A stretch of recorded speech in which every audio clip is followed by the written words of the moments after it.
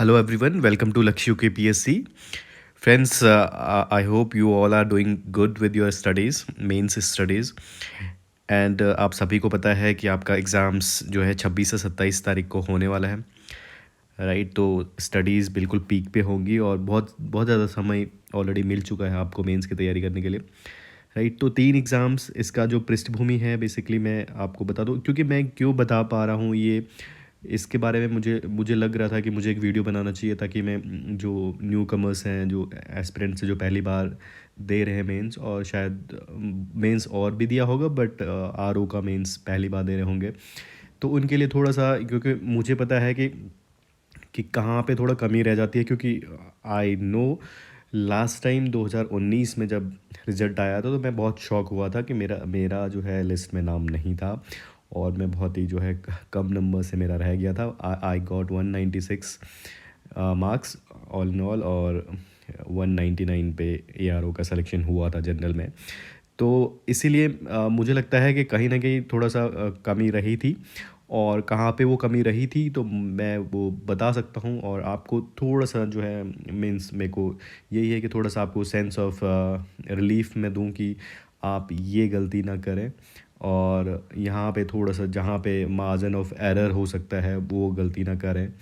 आपका सिलेक्शन यानी कि 0.25 1 नंबर 1.5 नंबर से आपका रुक जाता है, और यूकेपीएससी का प्रोसेस है। अब 2019-16 में जब आया था तो 2019 में पूरा हुआ था, अभी जब है तो 2-3 साल ऑलरेडी हो चुके हैं। तो ये फिर आगे 8-9 साल बाद फिर से आएगा, तो अपॉर्चुनिटी जब आ रही हैं तो उसको पूरा पूरा भुनाना चाहिए। और आई होप मैं ये इसको ज़्यादा लंबा नहीं करूँगा क्योंकि टाइम बहुत कम है। तो देखिए फ्रेंड्स, आपके 3 पेपर्स जो है ना, वो आपका पहला जो है दैट इज़ जनरल स्टडीज़ का वस्तुनिष्ठ यानी एमसीक्यू टाइप का होगा, तो वो आप ऑलरेडी बहुत सारे प्री दे रहे हैं, तो दैट इज़, और मीन्स आपको अवेयर हैं आप इसके बारे में, तो इसके लिए जो है आपको अलग से तो कुछ पढ़ना नहीं था, जो आप ऑलरेडी पढ़ रहे हैं। बट ये स्कोरिंग होता है तो बहुत ईजी भी होता है, स्कोरिंग भी है, तो आप मीन्स आप जो है माइनस मार्किंग को अगर कंसीडर करते भी हैं तो आपके जो है, अगर यहाँ पे जो है 70 प्लस का स्कोर तो आना ही चाहिए मिनिमम, मतलब 100 out of 70 that will be good.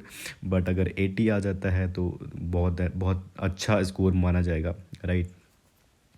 और पिछली बार आए थे बच्चों के 80 प्लस नंबर्स भी आए हैं इसमें, तो वो हमेशा दो आते ही कुछ कुछ बच्चे तो होते ही हैं जिनका बहुत अच्छा स्कोर रहता है, तो 80 प्लस आप कोशिश कीजिएगा कि 80 प्लस नंबर इसमें आ जाए, तो क्योंकि इसमें तो आपको ऑलरेडी सब प्रीलिम से लेकर के सारा ऑलरेडी आपने पढ़ा ही है, तो वो उसमें आ सकते हैं नंबर।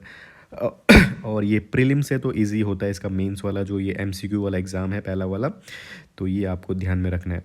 दूसरा जो हिंदी का पेपर है, देखिए हिंदी का पेपर जो है वो कई मायनों में आपको ना सिलेक्शन की तरफ लेके जाएगा। मतलब आप ये मान के चलिए कि हिंदी में जितने भी कम टॉपिक्स हैं और वो आपने ऑलरेडी सब कर ही दिया होगा, और उन टॉपिक्स को अगर आपने, मतलब कोई भी एक टॉपिक अगर आपने छोड़ दिया ना, तो सबसे बड़ी गलती वही है। मतलब कोई भी ऐसा टॉपिक नहीं होना चाहिए आपका जो सिलेबस में है और आपको आता नहीं है। मतलब ये इंश्योर करके जाइएगा कि आपके हिंदी में जो पत्र लेखन में कोई भी पत्र का टाइप हो वो आपको आना ही चाहिए। आप बिल्कुल ये यहाँ पे नज़रअंदाज नहीं कर सकते कि मुझे ये लेटर लिखना नहीं आता है तो मैं इसको नहीं कर सकता, इसको छोड़ दूंगा, ये हो सकता है ये आए ना इस बार। तो ये गलती बिल्कुल भी मत कीजिएगा, ठीक है? और भी जो है, जो आपने पूरा जो प्रशासनिक शब्दावलियाँ हैं वो पूरा अच्छे से करिएगा उसको, और बिल्कुल भी यहाँ पे छोड़ने की गुंजाइश तो नहीं, क्योंकि मोर देन सफिशिएंट टाइम होता है, 3 घंटे का टाइम है, आपको लिखने हैं, पत्र लिखने हैं, और हो जाता है, दैट इज़ इजी।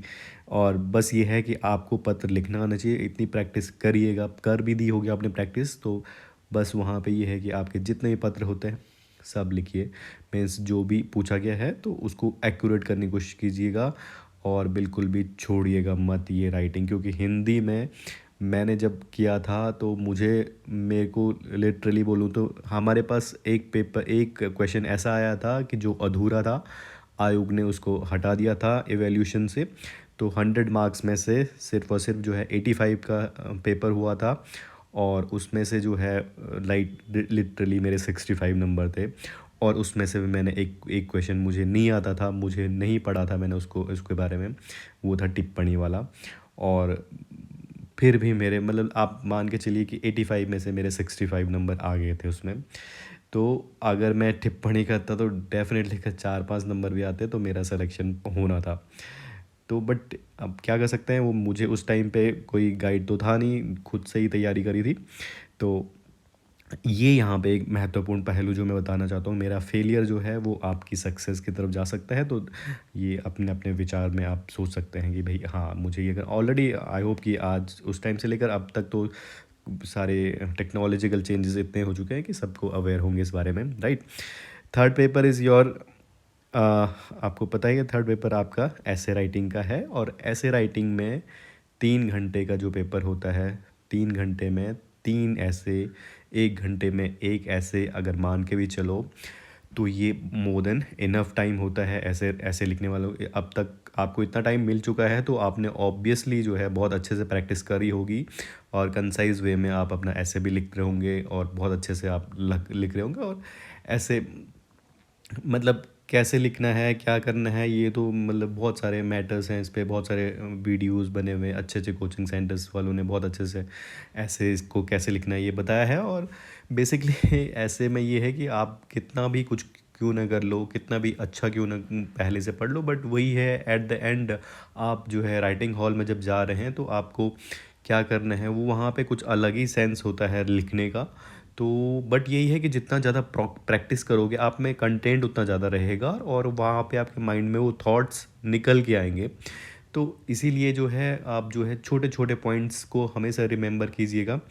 और ये ऐसे के लिए मैं कह रहा हूँ कि जो आपका अगले दिन का टाइम है, यानी कि 26 तारीख को रात को जो टाइम है ना, उस टाइम को अच्छे से यूटिलाइज़ कीजिएगा।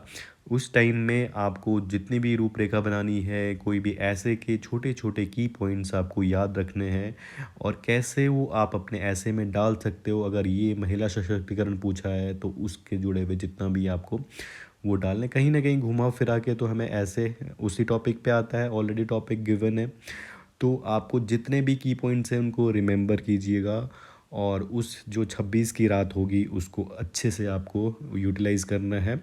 और अगले दिन जो भी, क्योंकि वही रात है, और ऐसे के पेपर में आपको और मतलब अगर अच्छा स्कोर आ जाता है आपका, मीन्स बहुत last time I don't know कि किसी किसी को जो है 85 तक नंबर मिल चुके थे, और किसी किसी को जो है 55 और 60 के अराउंड ऐसे एवरेज मिला। तो एक बहुत बड़ा लीप मिला था उन लोगों को जिनका सिलेक्शन हुआ था, तो ऐसे के बेसिस पे भी मिला था, राइट।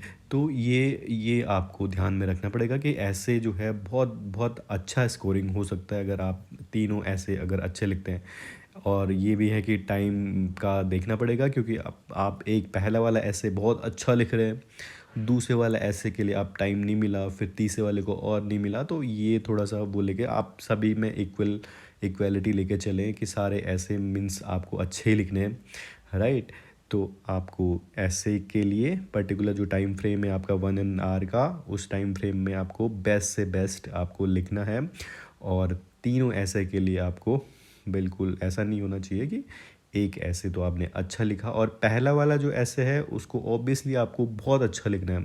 मतलब बहुत अच्छा इन द सेंस, मतलब पहला जो होगा उसके मार्क्स आपके दूसरे वाले ऐसे को भी इवेल्यूएशन में कहीं ना कहीं इवेल्यूएटर के ऊपर एक इम्पैक्ट तो डालेंगे ही डालेंगे, राइट। और same goes for your third one. Third वाला ऐसे अगर सेकंड भी है तो फिर एग्जामिनर को मार्क्स देने में आपको बिल्कुल भी कोताही नहीं करेगा वो भी, राइट। तो आपको ये कुछ, मुझे लगता है कि ये एक तो वो हिंदी वाला पॉइंट्स है। हिंदी वाले में आपको कोई भी ऐसा भी अभी भी कोई टॉपिक अगर आपको लग रहा है कि ये मुझे नहीं आ रहा है, मुझे मैं इसको स्किप कर लेता हूँ मेंस के लिए, ये नहीं पूछा जाएगा, तो ये आपकी गलती है, ये आपकी गलतफहमी है। उसको बिल्कुल भी करिएगा, बिल्कुल कोई भी चीज़ छोड़नी नहीं है हिंदी वाले पेपर में। 100 में से आप जो है बिल्कुल 95 नंबर तक भी स्कोर कर सकते हैं, और वो आपके हाथ में है कि कैसे स्कोर करना है, राइट।